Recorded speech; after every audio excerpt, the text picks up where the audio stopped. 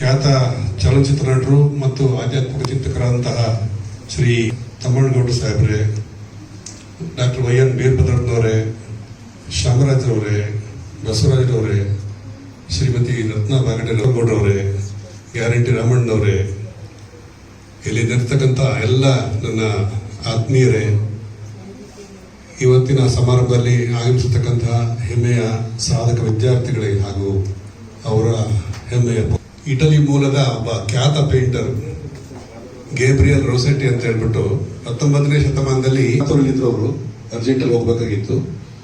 Shoes ಹಾಕೊಂಡು ಹೊರಡ್ತಾ ಇದ್ರು. ತುಂಬಾ ಗಡಿಬಿಡಿದಂತವ್ರು, ಅಷ್ಟೊಂದು ಬ್ಯುಸಿ ಅವರು. ಆಗ ಮನೆ ಬಾಗಿಲಲ್ಲಿ ಒಬ್ಬ ವ್ಯಕ್ತಿ ಬಂದು ಬ್ಯಾಗ್ನಿಂದ ಒಂದು ಪೇಂಟ್ ತೆಗೆದುಬಿಟ್ಟು, ಸರ್ ಒಂದು ಕ್ಷಣ ಈ ಪೇಂಟ್ ನೋಡಿ ಸರ್ ಅಂತ ಕೇಳಿದ್ರು. ಊಹೆ ಮಾಡ್ಕೊಳ್ಳಿ, ಒಬ್ಬ ಅತ್ಯಂತ ಖ್ಯಾತ ಪೇಂಟರ್, ಒಬ್ಬ ಯಾರೋ ಗೊತ್ತಿಲ್ಲದ ವ್ಯಕ್ತಿ ಬಂದು ಈ ಪೇಂಟ್ ನೋಡಿ ಸರ್ ಅಂತ ಕೇಳಿದ್ರು. ಇವರು ರೊಸೆಟ್ಟಿ ಅವರು ಕಣ್ಣ ಸೈಡಿಂದಲೇ ಗುರುಸಿರುತ್ತ ಆಡಿದರೆ ಈ ಪೇಂಟ್ ತರ ಅನ್ನಿಸ್ತದು. ಹಾಗಾಗಿ ಅವ್ರಿಗೆ ಯಾಕೆ ಡಿಸ್ಕರೇಜ್ ಮಾಡೋದು, ಓಕೆ ಚೆನ್ನಾಗಿದೆ ಅಂತ ಹೇಳಿ ಹೊರಟರು. ಸಾಹಿತ್ಯಿಕವಾಗಿ ಕನ್ನಡದಲ್ಲಿ ಅತಿ ಹೆಚ್ಚು ಅಂಕ ಪಡೆದಂತ ಮಕ್ಕಳಿಗೆ ಒಂದು ಪ್ರತಿಭಾ ಪುರಸ್ಕಾರವನ್ನು ನಡೆಸಬೇಕು ಅನ್ನೋ ಉದ್ದೇಶವನ್ನು ಇಟ್ಟುಕೊಂಡು ಪ್ರತಿ ವರ್ಷ ನಡೆಸ್ಕೊಂಡು ಬರ್ತಾ ಇರ್ತೀವಿ. ನನ್ನ ಅವಧಿ ಮುಗಿದ ನಂತರ ಅದು ಮುಂದಿನವರು ಮಾಡಬೇಕಿತ್ತು, ಅವರು ಆ ಕೆಲಸವನ್ನು ಮಾಡಲಿಲ್ಲ. ತುಂಬ ಬೇಸರ ಸಂಗತಿ ಆಯಿತು. ಅದರಿಂದ ಪ್ರತಿ ವರ್ಷ ಅದೇ ಸಂದರ್ಭದಲ್ಲಿ ನಮ್ಮ ಡಾಕ್ಟರ್ ರವಿಕುಮಾರ್ ಅವ್ರನ್ನ ನಾನು ಕೇಳ್ಕೊಳ್ತಾ ಇದ್ದೆ ಆತ್ಮೀಯವಾಗಿ. ಅವರು ಕೂಡ ನನಗೆ ಸಹಕಾರವನ್ನು ಕೊಡ್ತಾ ಇದ್ರು. ಅವರಿಂದ ಒಂದು ಸಹಕಾರವನ್ನು ಪಡೆದು ಪ್ರತಿ ವರ್ಷ ಮಾಡ್ಕೊಂಡು ಬರ್ತಾ ಇದ್ವಿ. ಯಾಕೆ ನೀವು ಅನ್ಕೋಬಹುದು ಇಷ್ಟು ತಡವಾಗಿ ಯಾಕೆ ಮಾಡ್ತಾ ಇದ್ದಾರೆ ಅಂತೇಳಿ.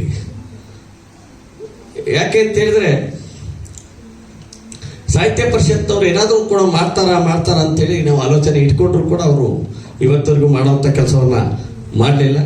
ಈ ಸಂದರ್ಭದಲ್ಲಿ ಕಳೆದ ಬಾರಿ ಡಾಕ್ಟರ್ ರವಿಕುಮಾರ್ ಅವರು ಒಂದು ಮಾತು ಹೇಳಿದ್ರು, ಒಂದು ಕೆಲಸ ಮಾಡಿ, ನೀವು ತುಂಬ ಜಾಸ್ತಿ ಹೊರೆಯನ್ನು ತಗೊಳ್ಳೋದು ಬೇಡ, ಜನಕಲ್ಯಾಣ ರಿಸರ್ಚ್ ಅಂಡ್ ಚಾರಿಟಬಲ್ ಟ್ರಸ್ಟ್ ಅವರು ಇದನ್ನ ಮಾಡಬೇಕು ಅಂತ ನಾವು ತೀರ್ಮಾನ ಮಾಡ್ಕೊಂಡಿದ್ದೀವಿ, ನೀವು ಅದನ್ನ ಕಾರ್ಯಕ್ರಮನ ನಡೆಸ್ಕೊಡಿ ಅಂತೇಳಿ ಕಳೆದ ವರ್ಷ ಕೇಳ್ಕೊಂಡ್ರು.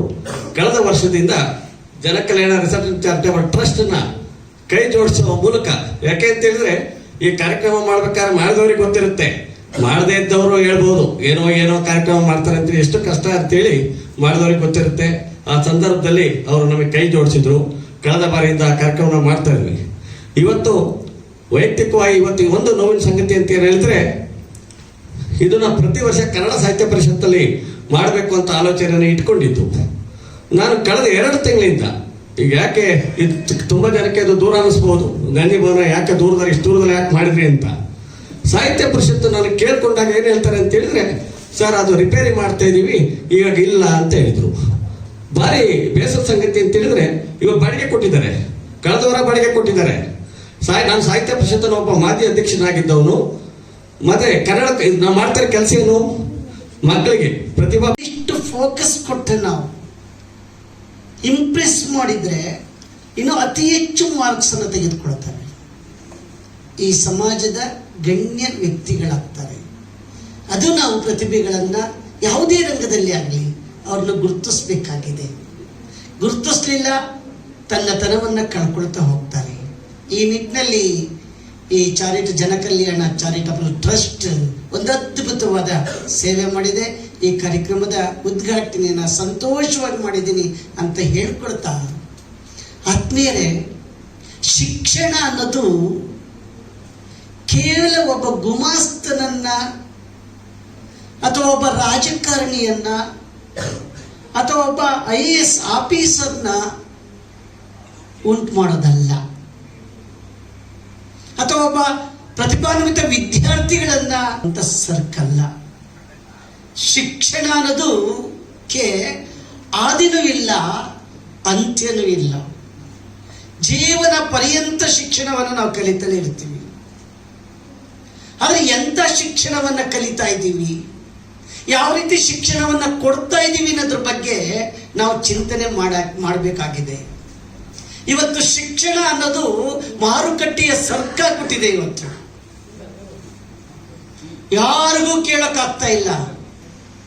ಕೊಂಡುಕೊಳ್ಳುವ ಶಿಕ್ಷಣ ಆಗಿದೆ, ಬದುಕನ್ನು ರೂಪಿಸುವ ಶಿಕ್ಷಣ ಆಗಿಲ್ಲ. ಮಾನವೀಯ ಮೌಲ್ಯಗಳನ್ನು ವೃದ್ಧಿಸುವ ಶಿಕ್ಷಣ ಇಲ್ಲ.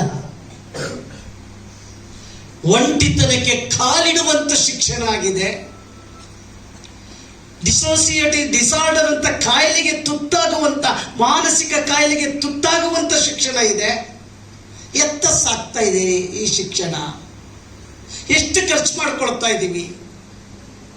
ನಿನ್ನೆ ನಾನು ನೋಡಿದ್ರೆ ದುಃಖ ಆಗತ್ತೆ. ಒಬ್ಬ ದಲಿತ ಹೆಣ್ಣು ಮಗಳು ಅಂತ ಹೇಳಿ ಸತ್ಲು, ಅವಳಿಗೆ ಜಾಗ ಇಲ್ಲ ಅಂತ ಹೇಳಿ, ಜಾಗ ಕೊಡದಲೆ, ಸುಡಲಿಕ್ಕೆ ಜಾಗ ಕೊಡದಲೆ ಆ ಊರಿನ ಯುವ ಮನಸ್ಸುಗಳು ಬೀದಿಲ್ ತಂದು ಸುಡ್ತಾರೆ ರೋಡಲ್ಲಿ. ನಾವು ಇಂಥ ಶಿಕ್ಷಣ ಕೊಡ್ತಾ ಇದ್ದೀವಿ. ನೆನ್ನೆ ಮದುವೆಯಾದ ಹೆಣ್ಣು ಗಂಡು ದೇವಸ್ಥಾನಕ್ಕೆ ಹೋಗಿ ಒಂದು ಆಶೀರ್ವಾದ ತಗೊಂಡು ಬರೋಣ ಅಂತ ದೇವಸ್ಥಾನದ ಒಳಗಡೆ ಹೋದ್ರೆ ಅಲ್ಲಿರೋ ಒಬ್ಬ ಪೂಜಾರಿಗೆ ದೇವ್ರ ಮೈ ಮೇಲೆ ಬಂದು ಹಾಚಡಿಗೆ ತಳ್ತಾನೆ, ನೀನು ದಲಿತ ಹೋಗು ಅಂತ. ಇಂಥ ಶಿಕ್ಷಣ ಕೊಡ್ತಾ ಇದ್ದೀವಿ. ಈ ಶಿಕ್ಷಣ ಬೇಕಾ ನಮಗೆ?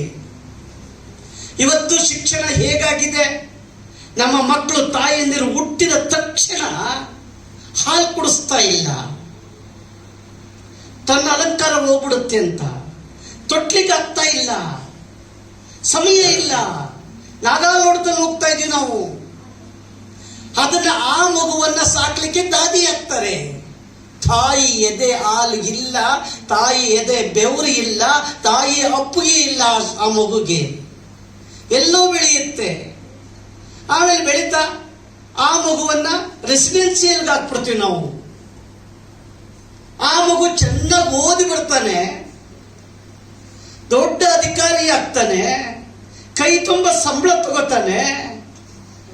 ಆಗ ಆ ಮಗು ಆ ತಂದೆ ತಾಯಿಗಳನ್ನ ಅನಾಥಾಶ್ರಮಕ್ಕೆ ಹಾಕ್ತಾನೆ. ಈ ಶಿಕ್ಷಣ ಬೇಕಾ ನಮಗೆ? ನಮ್ಮೆಲ್ಲರಿಗೂ ಕೂಡ ಒಂದು ಅಪರೂಪದ ಸುದೈವ ಅಂತ ಭಾವಿಸ್ತೇವೆ. ಮತ್ತು ಎಲ್ಲ ಆದರಣೀಯ ಎಲ್ಲರಿಗೂ ಕೂಡ ಚಿರಪರಿಚಿತರು. ಎಲ್ಲ ವಿದ್ಯಾರ್ಥಿಗಳು ಈ ನಾಡಿನ ಕೀರ್ತಿಯನ್ನ, ಹೆಮ್ಮೆಯನ್ನ ಮತ್ತಷ್ಟು ಪಸರಿಸಲಿ ಅಂತ ಆಶಿಸ್ತಾ ಈ ಪ್ರತಿಭಾ ಪುರಸ್ಕಾರವನ್ನ ನಾವು ನೀಡಿ ರವಿಕುಮಾರ್ ಸರ್ ಅವರು ಈ ಚಾರಿಟಬಲ್ ಟ್ರಸ್ಟ್ ನಿಂದ ಈ ಕಾರ್ಯಕ್ರಮವನ್ನ ಅತ್ಯಂತ ಆನಂದಪೂರ್ಣವಾಗಿ ಆಯೋಜಿಸಿದ್ದಾರೆ. ಎಲ್ಲ ವಿದ್ಯಾರ್ಥಿನಿಯರಿಗೂ ಮತ್ತು ದಾನವಿ SB ದಯಮಾಡಿ ಬೇಗ ಬೇಗ ಬರಬೇಕು. ಇಂಚರ KS ಆಗಮಿಸಿಲ್ಲ ಅಂದ್ರೆ ಪೋಷಕರೇ ಮಕ್ಕಳ ಪರವಾಗಿ ಮಾನವನ್ನ ಸ್ವೀಕರಿಸಬಹುದು. ಬಂಧುಗಳೇ, ಇದೊಂದು ವಿಶೇಷವಾದ ಕಾರ್ಯಕ್ರಮ. ನಮ್ಮ ಜಿಲ್ಲೆಯ ಹೆಮ್ಮೆಯ ಪ್ರತಿಭಾವಂತರು ಹಾಸನದ ಹಿಮ್ಸನ್ನ ಒಂದು ಹೊಸ ಆಯಾಮದೊಂದಿಗೆ ಇಡೀ ದೇಶ